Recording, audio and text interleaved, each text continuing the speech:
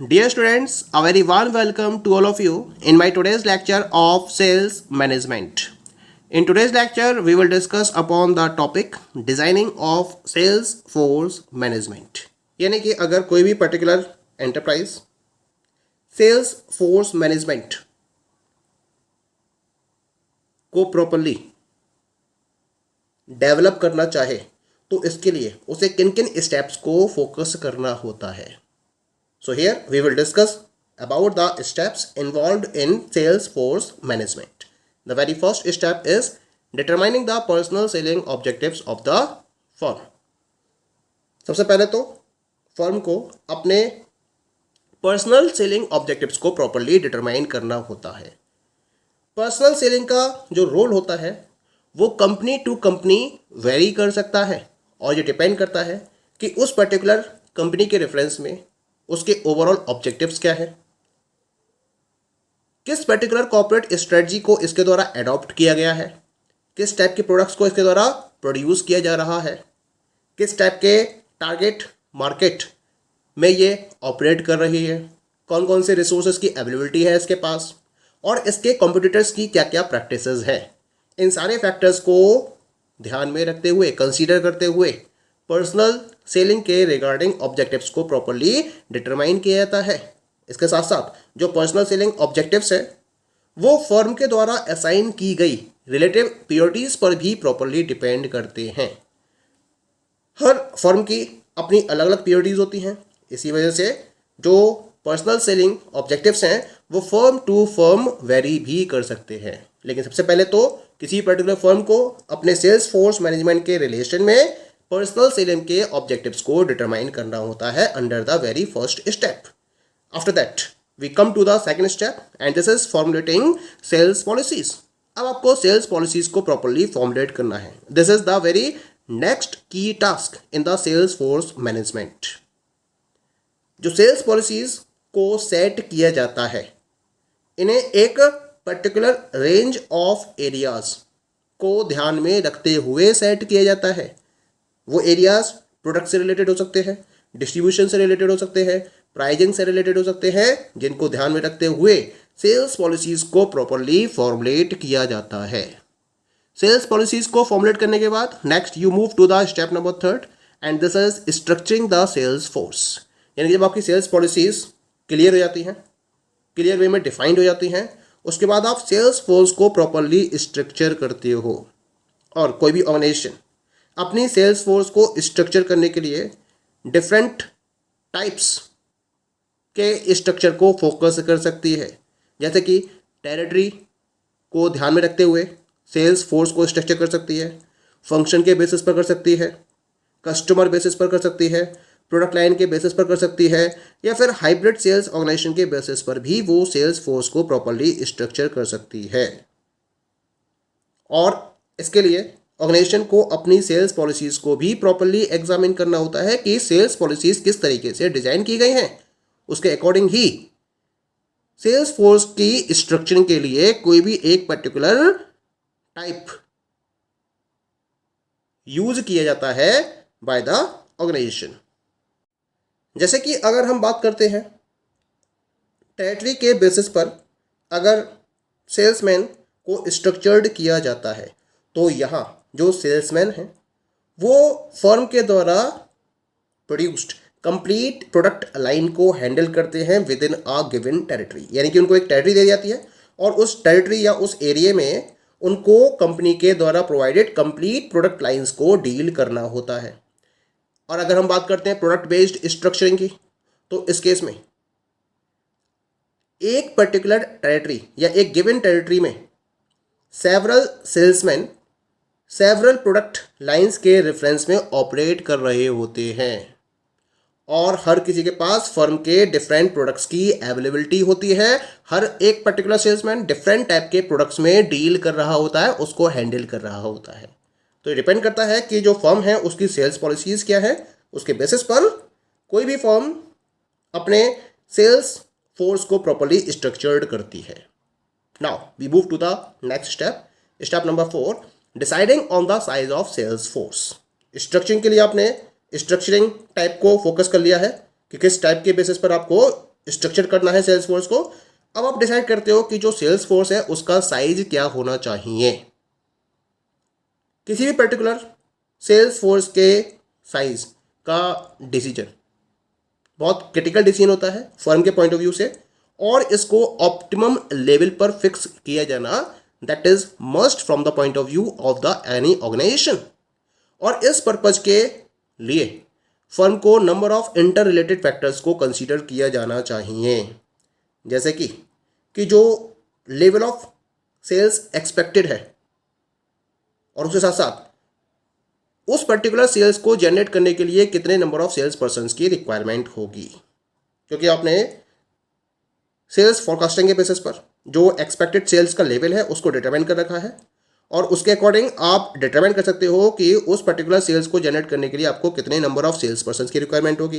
ये पहला फैक्टर हो गया। दूसरा फैक्टर है सर्विस के एंगल से आपको मिनिमम कितने नंबर ऑफ सेल्समैन की रिक्वायरमेंट होगी।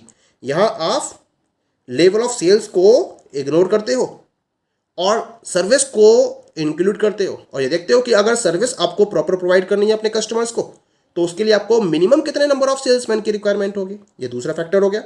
और तीसरा फैक्टर होगा सेल्स फोर्स को मेंटेन करने में जो कॉस्ट इन्वॉल्व होगी उसको भी आपको प्रॉपरली कंसीडर करना होता है, और उसके बेसिस पर आप optimum level of sales force को डिटरमाइन करते हो।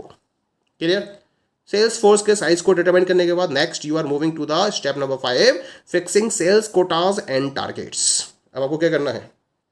सेल्स कोटाज और टारगेट्स को सेट करना है फॉर सेल्स पर्सन्स, और ये इस तरीके से सेट किया जाना चाहिए जो रिफ्लेक्ट कर रहा हो फर्म के पर्सनल सेलिंग ऑब्जेक्टिव्स को, इसके ओवरऑल सेल्स प्लान को, सेल्स फोर्स के साइज को और सेल्स टेरिटरी के नेचर को।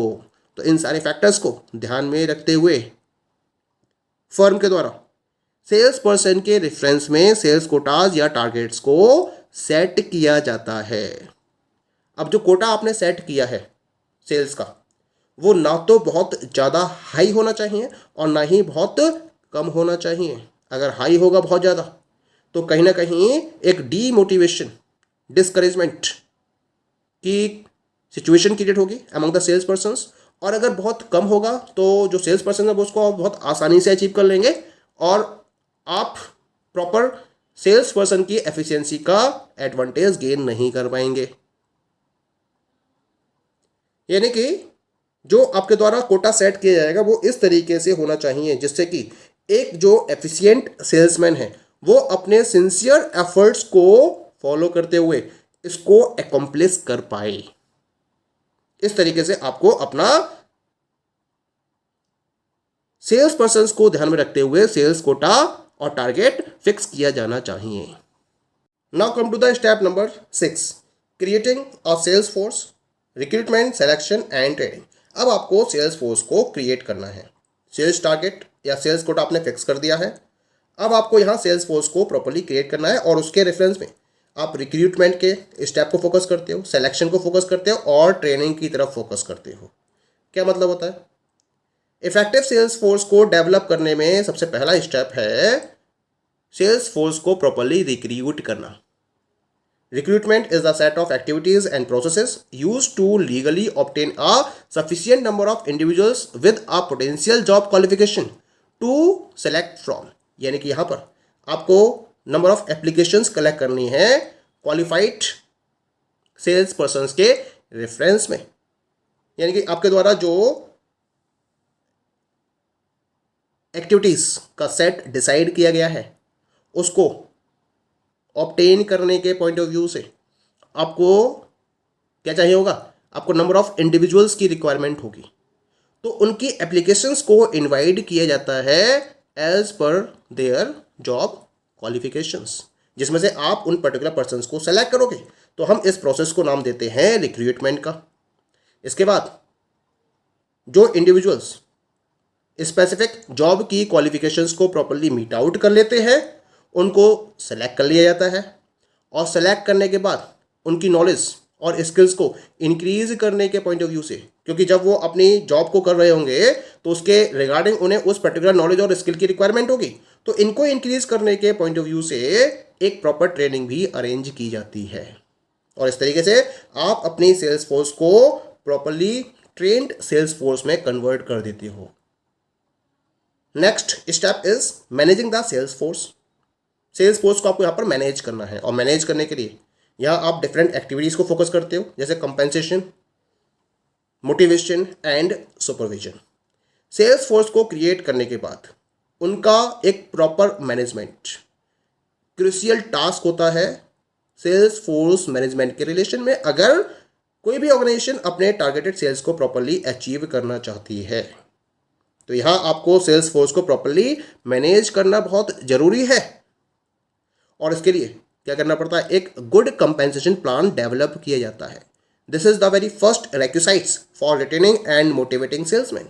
अगर सेल्समैन को आपको properly long period of time तक रिटेन करना है, उन्हें मोटिवेट करना है प्रॉपर वे में, तो ये सबसे पहली रिक्वायरमेंट होती है, and this is a good and proper compensation plan. और इसके साथ साथ सुपरविजन को भी फोकस किया जाता है।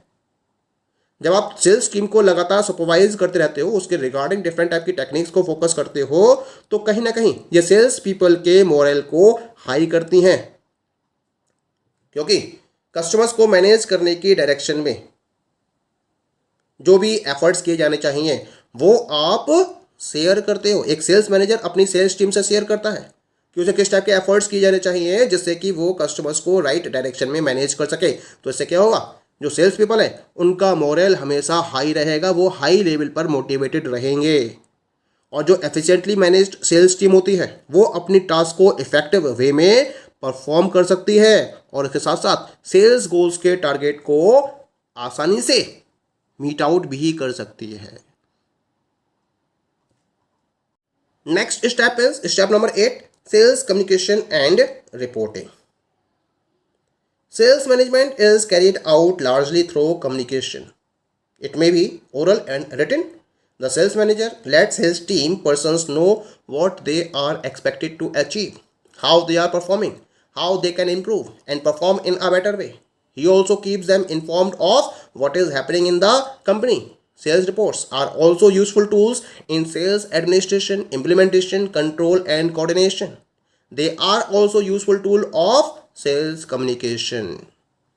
यानी कि सेल्स फोर्स को मैनेज किया जा रहा है, और उसी डायरेक्शन में अगला स्टेप रहता है सेल्स फोर्स मैनेजमेंट में प्रॉपर सेल्स कम्युनिकेशन और रिपोर्टिंग को फोकस करना। तो यहाँ जो सेल्स मैनेजर है वो प्रॉपरली कम्युनिकेशन को मेंटेन करता है। ये कम्युनिकेशन ओरल भी हो सकता है, रिटन भी हो सकता है। यहाँ जो सेल्स मैनेजर है वो अपनी सेल्स टीम को प्रॉपर इंफॉर्मेशन अवेलेबल कराता है कि वो उनसे क्या एक्सपेक्ट करता है, जो वो अचीव कर सकते हैं, वो किस तरीके से परफॉर्म करते हैं, इसके रिगार्डिंग भी उन्हें इन्फॉर्मेशन अवेलेबल कराता है। किस तरीके से इसको इंप्रूव किया जा सकता है और बेटर वे में परफॉर्म किया जाता है, इसके रिगार्डिंग उसके द्वारा सजेशंस भी प्रोवाइड किए जाते हैं। इसके साथ साथ वो अपनी सेल्स टीम को बताता रहता है कि कंपनी के अंदर प्रेजेंटली क्या क्या सिचुएशंस क्रिएट हो रही हैं और किस तरीके का एनवायरनमेंट है कंपनी के अंदर, उसके रिगार्डिंग भी प्रॉपर इन्फॉर्मेशन अवेलेबल कराई जाती है। सेल्स एडमिनिस्ट्रेशन, इम्प्लीमेंटेशन, कंट्रोल और कोऑर्डिनेशन को फोकस करने के लिए सेल्स रिपोर्ट सेल्स मैनेजर के द्वारा यूज़ की जाती हैं, और इसके साथ साथ ये जो पर्टिकुलर टूल है वो सेल्स कम्युनिकेशन में भी एक इम्पॉर्टेंट रोल को प्ले करता है। और इस तरह से जो सेल्स मैनेजर है वो अपनी टीम के साथ में प्रॉपरली अप टू डेट रहता है इंफॉर्मेशन के regarding. Next step is sales coordination oblique control. यानी कि आपने प्रॉपर कम्युनिकेशन तो सेटअप कर दिया सेल्स के रेफरेंस में, प्रॉपरली रिपोर्टिंग भी जनरेट कर दी, और अब आप लास्ट स्टेप फोकस करते हो सेल्स फोर्स मैनेजमेंट में, और वो है सेल्स कोऑर्डिनेशन और सेल्स कंट्रोल। केवल सेल्स कंट्रोल ही एक ऐसा पर्टिकुलर टूल है, एक ऐसा पर्टिकुलर कॉन्सेप्ट है जिसके बेसिस पर जो सेल्स एग्जीक्यूटिव हैं वो ये एंश्योर करते हैं कि फर्म के जितने भी पर्सनल ऑब्जेक्टिव्स हैं वो personal selling objectives properly achieve किए जा सके। सेल्स एग्जीक्यूटिव की रिस्पॉन्सिबिलिटी होती है कि सेलिंग एफर्ट्स में जितनी भी डिफरेंट एक्टिविटीज़ इन्वॉल्व है उनको प्रॉपरली कोऑर्डिनेट किया जाए, क्योंकि अगर कोऑर्डिनेशन नहीं होगा तो प्रॉपरली उनको अचीव नहीं किया जा सकता। तो कोऑर्डिनेशन को एनश्योर करना, this is the responsibility of the sales executive. और इसके साथ साथ वो ये एनश्योर करता है कि जो वेरियस एलिमेंट्स हैं सेलिंग एक्टिविटीज़ में या सेलिंग एफर्ट्स में, वो डिफरेंट डायरेक्शंस में मूव ना कर रहे हों। तो प्रॉपर सेल्स कोऑर्डिनेशन और कंट्रोल को मेंटेन करते हुए एक effective and efficient sales force management को फाइनलाइज किया जाता है by the sales managers. Okay, so these all are the different steps involved in a proper sales force management. Thank you.